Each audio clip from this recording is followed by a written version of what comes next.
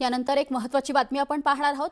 अल्पवयीन मुलींवरील अत्याचार प्रकरणातील आरोपीवर न्यायालयात हल्ला करण्यात आलाय। श्रीरामपूर न्यायालयाबाहेर संतापी महिलांनी आरोपीवर हल्ला केलाय। न्यायालयात हजर करण्यासाठी आरोपीला घेऊन जात असताना हा सगळा प्रकार घडल्याचं कळतंय। अल्पवयीन मुलींवर अत्याचार करणारा आरोपी सचिन गोनारकर याला महिलांनी चांगला चोप दिलाय।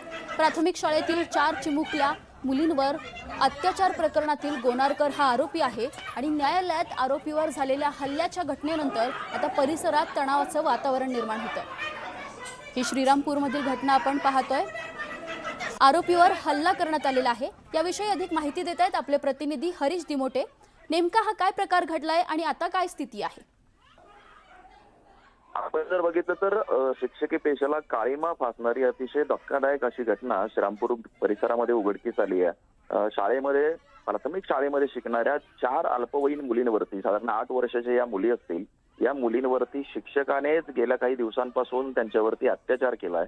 आणि ही घटना समोर कशी आली तर एका मुलीने जेव्हा पालकांना ही गोष्ट सांगितली त्यानंतर त्या पालकांनी इतरही पालकांना याची कल्पना दिली आणि त्यांनी आपल्या मुलींना जेव्हा विश्वासात घेतलं तर त्यावेळी आणखी 3 मुली समोर आल्या आणि 4 मुलींचा हा जो सगळा धक्कादायक प्रकार समोर आला त्यानंतर गुन्हा काल दाखल झालेला आहे। पोस्को अंतर्गत आरोपीला सचिन गोनारकर हा जो आरोपी आहे याला ताब्यात देखील घेतले। रात्री उशिरा हा सगळा गुन्हा दाखल झाला।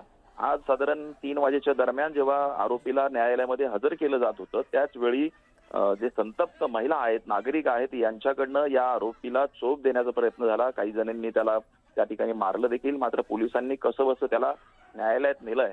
मात्र या सगळ्या घटनेमुळे श्रीरामपूर परिसरामध्ये एकदम सगळे धास्तावलेले आहेत की शाळेमध्ये सुद्धा आमच्या मुली सुरक्षित नाहीत, अल्पवयीन या सगळ्या मुली आहेत, आता आपल्या मुलींचं काय होणार असा देखील भीती या सगळ्या पालकांमध्ये आहे। नक्कीच हरीश, धन्यवाद दिलेल्या सविस्तर माहितीसाठी। आपण ही बातमी पाहिली। महिलांचा संताप अनावर झाला आणि आरोपीवर हल्ला करण्यात आलेला आहे।